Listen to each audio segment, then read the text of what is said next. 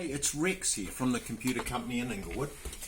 I want to show you this computer particularly because it's just so crawling with garbage, and it's just a great demonstration of what a dirty computer is. Look at this. The lady turns the computer on and this box jumps up and it says PC Tools Registry Mechanic, and it's pointing out everything that's wrong. Well, this program here is Leech. It's a hoax. It's trying to get your credit card, you see. They want you to subscribe, and about halfway through they'll be asking for your credit card.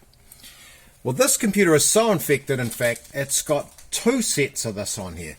Have a look at this.